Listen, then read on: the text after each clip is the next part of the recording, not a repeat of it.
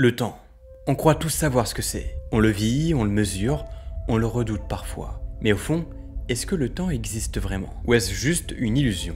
Une étiquette qu'on colle au changement? Parce que si on réfléchit bien, ce qu'on appelle le temps, c'est avant tout notre manière de mettre des chiffres sur le mouvement. La Terre tourne, les saisons passent, notre cœur bat. Alors, pour y mettre de l'ordre, on a inventé des secondes, des minutes, des années. Mais le temps en soi, on ne peut pas le voir, ni le toucher. On peut qu'en mesurer les effets. Et cette mesure, justement, elle est au cœur de toute notre histoire. Depuis les premières ombres projetées par un bâton dans le sol, jusqu'aux horloges atomiques les plus précises jamais construites, on a cessé d'essayer de capturer le temps. Avec toujours plus d'exactitude. Parce que mesurer le temps, c'est pas juste utile pour être à l'heure au rendez-vous. C'est comprendre le mouvement des astres, synchroniser les GPS ou tester les lois fondamentales de l'univers. Mais voilà. Dès qu'on quitte la Terre, dès qu'on prend un peu d'altitude, le temps commence à se comporter étrangement. Il ralentit, il se dilate. Il ne file plus tout à fait comme ici, au sol. Et pour mesurer ces subtils décalages, pour traquer comment l'espace et la gravité déforment le temps lui-même, il faut des instruments d'une précision absolument folle. Et c'est justement ce qu'on vient d'installer en orbite. Et vous allez voir, c'est une petite révolution pour comprendre enfin ce que le temps veut vraiment dire.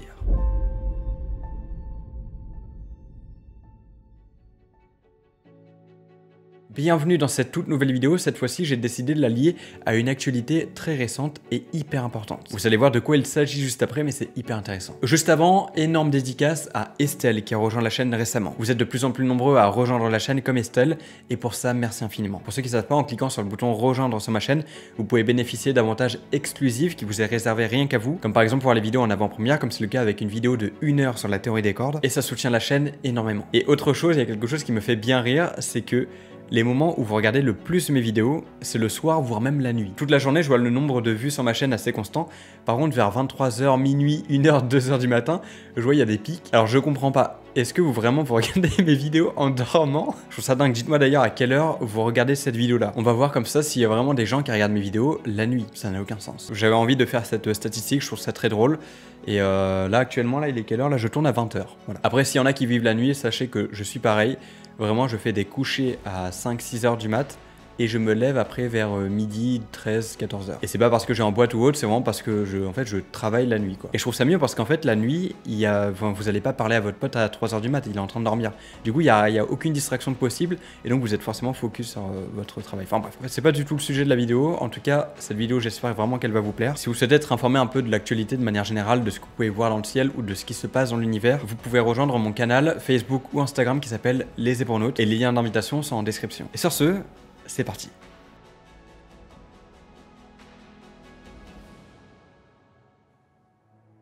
Le temps, quand on y pense vraiment, c'est un concept ultra bizarre. On passe notre vie à courir après, à le mesurer ou à le craindre. Il se dit qu'il s'écoule, qu'il file entre nos doigts comme du sable. Mais au fond, qu'est-ce que c'est exactement? Dans les faits, le temps n'est pas une chose. C'est une substance magique qui s'écoule dans un sens unique. Le temps, c'est avant tout une manière de décrire le changement. Parce que tout évolue autour de nous. Les planètes tournent, les montagnes s'érodent, les êtres vivants naissent, grandissent et meurent. On voit les choses bouger, changer d'état. Et pour ordonner tout ce bazar, pour comprendre le déroulement des événements, on a inventé une flèche, le temps. En fait, on pourrait dire que le temps, c'est simplement l'organisation du changement. S'il n'y avait pas de changement, pas de mouvement, pas d'évolution. Est-ce qu'on ressentirait le temps? Eh bien, probablement pas. Et ce lien entre temps et changement, on peut l'expliquer encore plus fondamentalement par l'entropie. L'entropie, c'est la mesure du désordre d'un système. Et ce qu'on observe, c'est que l'univers évolue naturellement d'états ordonnés vers des états de plus en plus désordonnés. Un œuf qui tombe par terre se casse, mais jamais un œuf cassé ne se reconstitue tout seul. C'est ça la fameuse flèche du temps. Elle pointe dans une direction où l'entropie augmente. Donc en gros, le temps ce n'est pas un acteur. C'est une conséquence. C'est notre manière de ressentir l'irréversibilité des phénomènes naturels. Mais alors, si le temps n'est qu'une impression liée au changement, est-ce qu'il existe vraiment au sens physique du terme? Eh bien, oui. Mais pas tout à fait comme on le croit. Parce que dès qu'on plonge dans le monde de la relativité, celui d'Einstein, notre vision du temps devient encore plus étrange. Avant Einstein, on pensait que le temps était une sorte de toile, de fond immuable. Un truc qui s'écoule partout, à la même vitesse, indépendamment de tout. Un peu comme un énorme métronome cosmique qui battrait la mesure pour tout l'univers. Sauf que non. En 1905, Einstein publie La relativité restreinte. Et il démontre que le temps est relatif, que la manière dont le temps passe dépend de ta vitesse par rapport à ce que tu observes. Plus tu te déplaces vite, plus ton temps propre ralentit par rapport à celui d'un observateur immobile. C'est ce qu'on appelle la dilatation temporelle. Un astronaute voyageant à une vitesse proche de celle de la lumière vieillira beaucoup moins vite qu'une personne restée sur Terre. Et ça, c'est pas une idée théorique planquée dans les livres de science-fiction. On le mesure tous les jours, avec les satellites GPS. Parce que pour fonctionner, ils doivent tenir compte de la dilatation du temps due à leur vitesse élevée et leur orbite. Sinon, ton GPS t'enverrait plusieurs kilomètres de ta vraie position en quelques minutes. Mais c'est pas tout. 10 ans après, Einstein va encore plus loin avec sa relativité générale. Il montre que non seulement la vitesse influence le temps, mais que la gravité aussi. La gravité, ce n'est pas une force mystérieuse qui agit à distance comme on le croyait avec Newton. C'est la manifestation de la courbure de l'espace-temps. Oui, l'espace-temps. Parce qu'en relativité générale, l'espace et le temps ne sont pas deux choses séparées. Ils forment une seule entité, une sorte de tissu à 4 dimensions. Et la matière, comme une étoile, une planète ou même toi, déforme ce tissu. Un peu comme si tu posais une boule de pétanque sur un drap tendu. Cette déformation, c'est ce qu'on perçoit comme la gravité. Et dans ce tissu courbé, le temps ne s'écoule pas à la même vitesse partout. Plus tu es près d'un objet massif, et plus l'espace-temps est déformé. Et plus ton temps ralentit par rapport à celui d'une autre personne loin de cet objet. C'est ce qu'on appelle la dilatation gravitationnelle du temps. Et c'est pas juste de la théorie. On l'a mesuré, par exemple, avec des horloges atomiques, placées à différentes altitudes sur Terre. Même une différence de quelques mètres d'altitude suffit pour que le temps passe un peu plus vite ou un peu plus lentement. Et dans les endroits extrêmes de l'univers, comme près d'un trou noir, cet effet devient complètement fou. Imagine si tu t'approchais du port d'un trou noir, l'horizon des événements. Le temps pour toi ralentirait de manière vertigineuse par rapport à quelqu'un loin de là. À tel point que, vu de l'extérieur, on aurait l'impression que tu restes figé au port du trou noir, pour l'éternité. Dans ce genre d'endroit, le temps tel qu'on le connaît devient pratiquement illisible, distordu au point d'en perdre toute signification. Et tout ça nous montre une chose essentielle. Le temps n'est pas absolu. Le temps est une propriété de l'espace-temps. Et l'espace-temps, lui, est façonné par la matière et l'énergie. Donc, pour résumer, le temps n'est pas un fil magique qui déroule les événements dans l'univers. C'est une mesure du changement. C'est une illusion qui émerge parce que l'entropie augmente. C'est un phénomène qui dépend de ta vitesse, de ta position et même de la masse qui t'entoure. Tout ce qu'on croit solide et évident devient extrêmement relatif dès qu'on regarde de plus près. Alors, si aujourd'hui on cherche à mesurer le temps avec une précision jamais atteinte, ce n'est pas juste pour faire des montres plus précises, mais c'est pour tester les limites de notre compréhension de l'univers. Pour voir si quelque chose, en dehors, échappe encore aux lois d'Einstein. Et justement, c'est ce qu'on est en train de faire avec une toute nouvelle expérience. Mesurer le temps dans l'espace.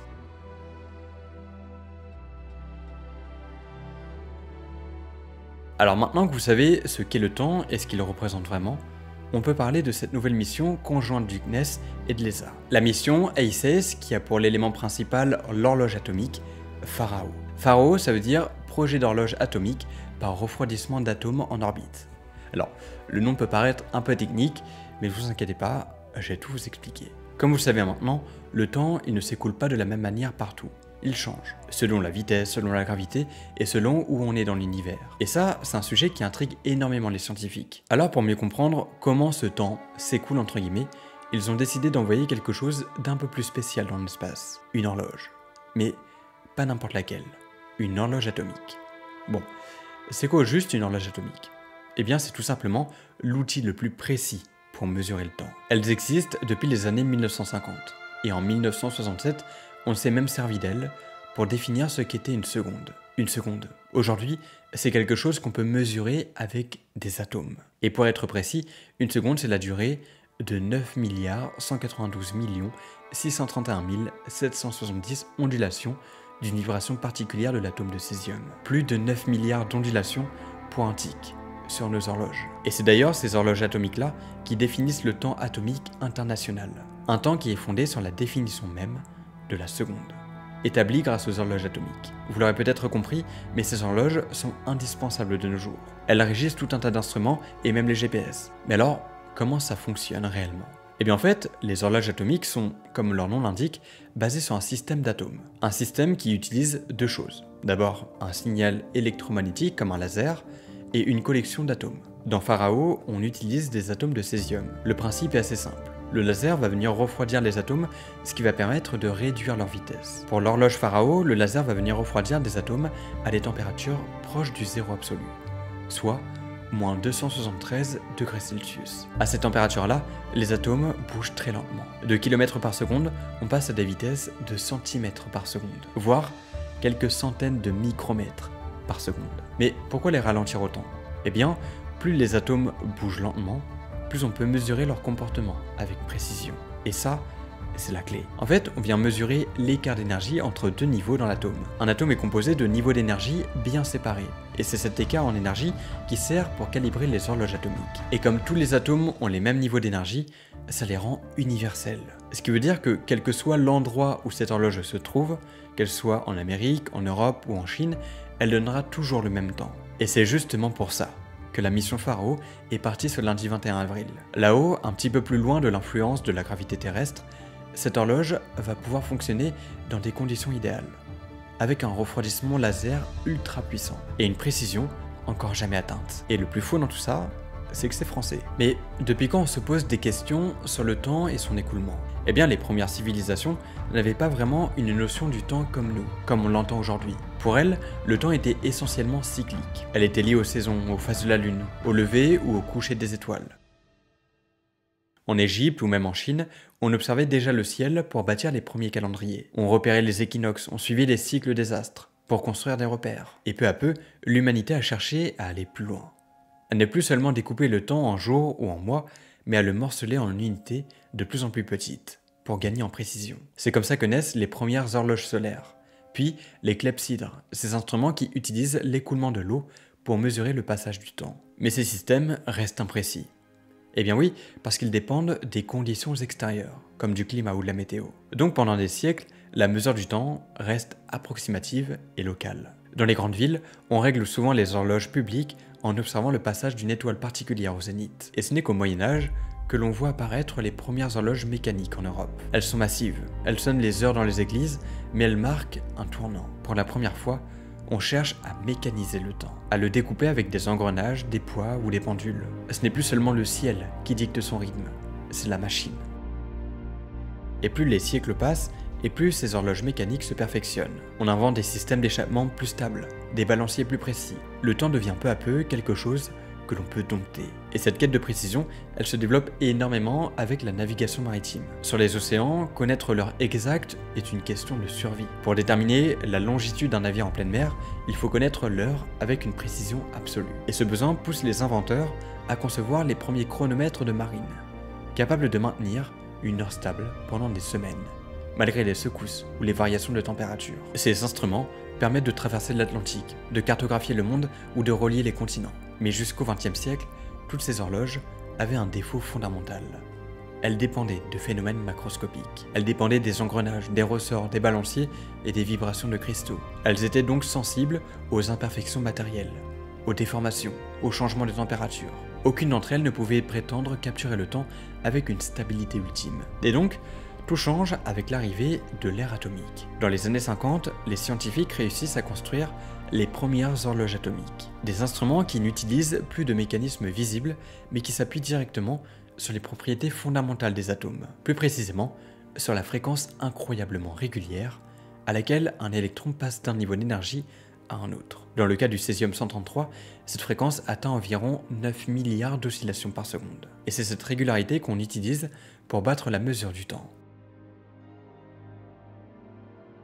Depuis 1967, la définition officielle de la seconde repose sur une oscillation atomique. Ce n'est plus la rotation de la Terre qui détermine le temps, ce n'est plus le mouvement des planètes, c'est l'infiniment petit, l'infiniment stable, qui sert de référence.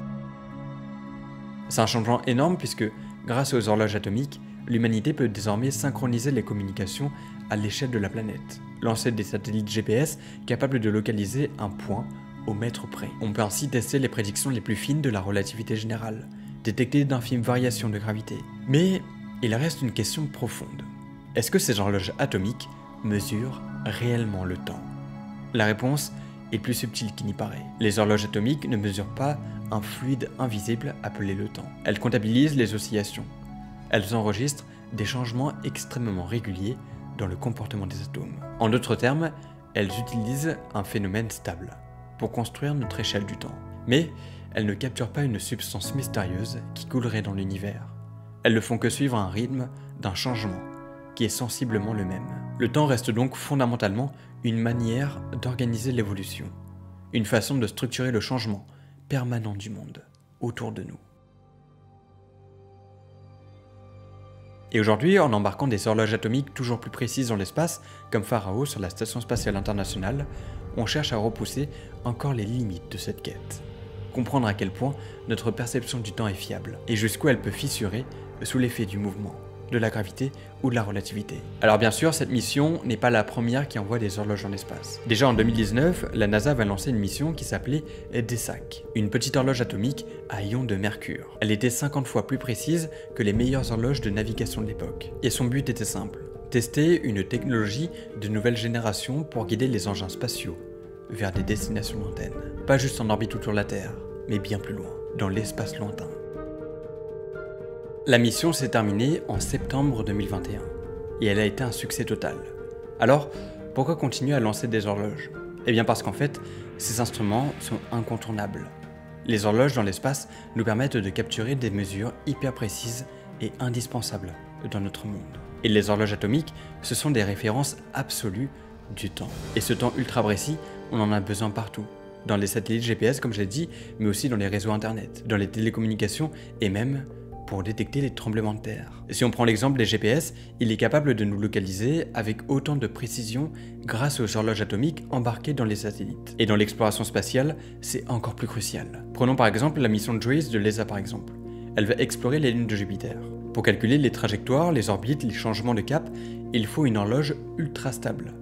Et les horloges atomiques sont parfaites pour ça. Mais malgré tout ça, il reste un gros point d'interrogation. Surtout depuis la théorie de la relativité générale d'Albert Einstein en 1915. Il a montré que le temps ralentissait à proximité d'un objet massif, et qu'il ne s'écoulait pas partout de la même manière dans l'univers. Et ça, on est capable de l'observer. Les horloges atomiques installées dans les satellites à 20 000 km d'altitude avancent un peu plus vite que celles au sol, 40 microsecondes par jour.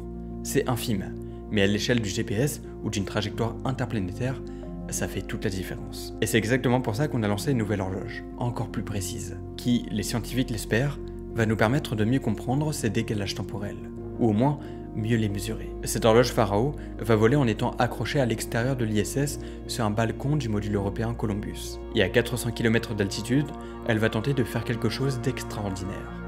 Mesurer le ralentissement du temps. À cette altitude-là, les scientifiques prédisent qu'un astronaute vieillit plus vite que son jumeau resté sur Terre, d'une seconde tous les 300 ans. Dit comme ça paraît pas beaucoup. Mais si on le transpose à l'échelle de notre univers, ça peut tout changer. Pharaoh, c'est la première horloge à atomes de césium refroidi à tourner en orbite autour de la Terre. Et elle a un avantage majeur. Dans l'espace, en apesanteur, les atomes refroidis bougent encore moins. Résultat, on peut les mesurer avec encore plus de précision qu'au sol. Et cette horloge est tellement précise qu'elle ne devrait se décaler d'une seconde que tous les 300 millions d'années.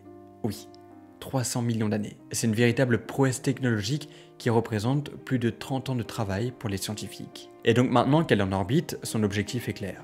Comparer son temps avec celui des horloges restées au sol. Et pour ça, elle va communiquer avec la Terre grâce à un lien micro-ondes. Et ce lien permettra à 8 laboratoires en Europe, au Japon, au Royaume-Uni et aux États-Unis de comparer les données avec leurs propres horloges atomiques. Pour ça, Pharaoh va rester sur l'ISS pendant environ 30 mois. Et sa position est à la fois un atout, mais aussi un défi. D'un côté, l'ISS est facilement accessible, les cargos spatiaux viennent régulièrement, il y a aussi moins de radiation qu'en orbite plus haute, et les systèmes de commande et de communication sont bien rodés. Mais d'un autre côté, la proximité avec les astronautes peut poser problème. Leur machine d'entraînement musculaire, par exemple, génère des vibrations qui peuvent perturber les mesures. Et c'est pas forcément idéal quand on veut mesurer le temps avec une précision atomique. Mais tout ça, c'est pour une bonne raison. Le but ultime de Pharaoh, c'est de vérifier si le temps mesuré en orbite est vraiment conforme aux prédictions d'Einstein et de sa relativité générale. C'est-à-dire si le temps s'écoule bien en fonction de notre position dans l'espace. Alors attention, même si cette horloge Pharaoh est extrêmement prometteuse, et même si certains scientifiques pensent qu'elle pourrait surpasser toutes les horloges atomiques actuelles, elle reste, comme le dit Simon Weinberg, le chef du projet, une technologie encore jeune. Jeune et surtout jamais testée en orbite jusqu'à aujourd'hui. Et forcément, ça demande du temps. Pharaoh, c'est une horloge hyper complexe qui aura besoin de quelques ajustements avant d'atteindre son plein potentiel. C'est pour ça qu'elle n'est pas toute seule. Elle est accompagnée de 2 horloges à bord qui vont l'aider à se caler, s'ajuster et garder le temps pendant ses phases de réglage. D'abord, on a un oscillateur à quarks qui est très stable, intégré directement à Pharaoh. C'est lui qui donne le top départ. Il permet à Pharaoh de démarrer avec une heure approximative, mais déjà très proche de la bonne fréquence, pour interroger les atomes. Et ensuite, il y a une autre horloge atomique, d'un type différent, qui sert de référence de secours pendant les réglages. Chacun a son rôle pour atteindre une précision extrême. Le grand objectif derrière tout ça, c'est de tester les lois fondamentales de la physique, et de faire le lien entre la relativité générale d'Einstein, qui décrit l'univers à grande échelle, et la physique quantique, qui régit l'infiniment petit. 2 mondes qu'on n'arrive toujours pas à réconcilier.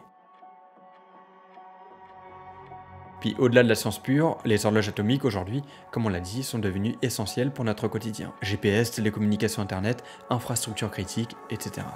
Tout ça, ça repose sur la précision absolue des horloges. Et Pharaoh, elle pourrait même aller encore plus loin. Elle pourrait nous permettre de détecter les effets gravitationnels intimes sur l'écoulement du temps. Et ça, ce sera un véritable bond en avant pour la physique. Parce que si les mesures qu'elle fournit ne correspondent pas aux prédictions d'Einstein, alors là, il faudra peut-être revoir certaines équations fondamentales.